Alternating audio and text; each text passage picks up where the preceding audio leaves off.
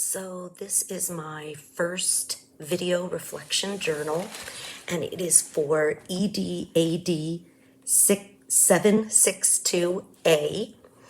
And the first question that we were supposed to talk about was our vision, and what is our vision for our school or district's professional development.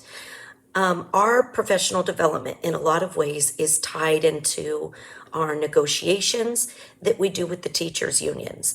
So for a while we had professional development every Friday. We called them our PD Fridays. And then through negotiations, we lost several of them, and we still were able to maintain, I think we had 8 per year. Through the years and past COVID, what's ended up happening is we now have no Fridays for professional development. We have one day before the school year starts. We have one day at the end of the school year, and we have one day in January. And that's all we have for professional development. So at our school, I've really worked hard with my OSIC to try to come up with as many ways as we can to try to still have effective professional development given the limited time frame that we have. So as we've worked together, there are several things that we've come up with. The first thing is, and I forgot to mention, all of our first year teachers do attend the district new teacher academy. They're pulled out once a month and they receive training during the day. In terms of our school, we've really put an emphasis on trying to use our staff meeting time as effectively and efficiently as possible. So our vision of staff development is very much, it's embedded within what we do. So for instance, my OSIC, my on-site instructional coordinator, she goes into classrooms and she models lessons. She meets with them to plan. She goes in and teaches a lesson. They collaborate, and in some respects, depending on the teacher's level of expertise, they do co-teaching with the students. We found that to be highly effective.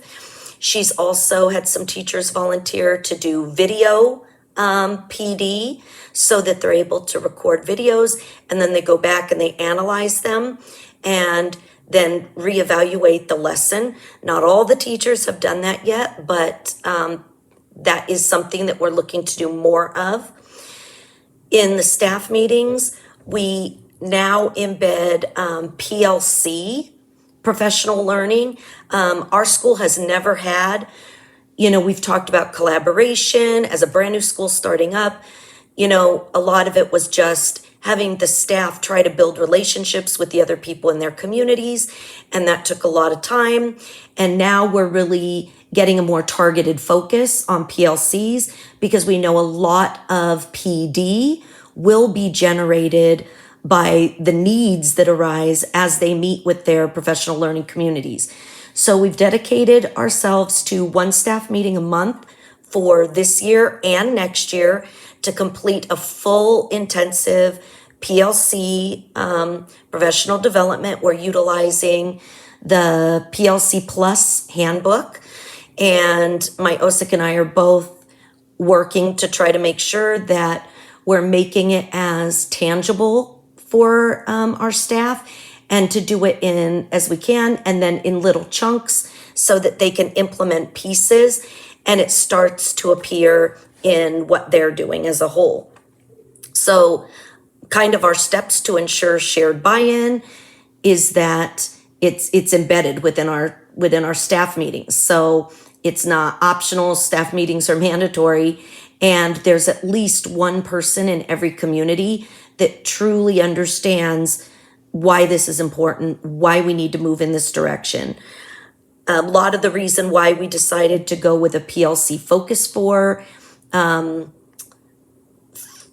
of generating school change was, as I participated in NISL, which is now part of NCEE, we read a case study, and the case study was about a principal who really wanted to make change within his school site, and he determined that the most effective way to initiate change is by using PLCs to be the initiators of that.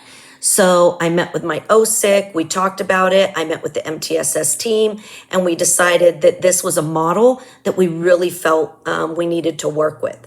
So then the second part of our embedded PD is that as I'm reading Schools on the Move through my principal group with the district, we're looking at the collaborative inquiry process, which then is moving into, involving elements of lesson study and digging deeper into what we're doing and what the results of it are. So we have a template to kind of introduce collaborative inquiry process. I am introducing that in the MTSS team, and we're working together to develop some cohesive plans based on our categories of behavior, academics, SEL, and attendance. And then what the plan is we meet in MTSS whole groups once a month during staff meeting time. And our MTSS whole groups are every certificated staff member signed up for the area of MTSS that they have the most passion for, and all of our classified staff members also signed up. That's really answering the question where we're trying to take steps to ensure that everybody has buy-in, but we also are looking to create that sense of shared leadership. So that collaborative inquiry process is going to make its way into our MTSS groups so that we can be modeling for them what the collaborative inquiry process looks like, and they can begin using it with us so that if a grade level team is ready to start using that for collaboration times on Fridays, then that's a tool that's available to them to really help drive the conversation and the instruction, and looking at targeted questions and what are our steps? What are we going to do to try to see a difference with regard to this training? So, I think I've kind of incorporated that we have a vision for what we want it to look like. We are within the parameters that we've been given. We are trying to get buy-in and support from all of the staff, and they are all involved in the process. And we regularly are taking feedback to make sure that they are buying into what our process of PD is. I forgot to mention our staff also, they have the flexibility to attend trainings outside of the school site. And I have quite a few teachers that have taken me up on that, and all of the training has been based on weaknesses that they have identified within their own communities. It's not driven by me saying you need to do this. It's driven by them saying I need more information.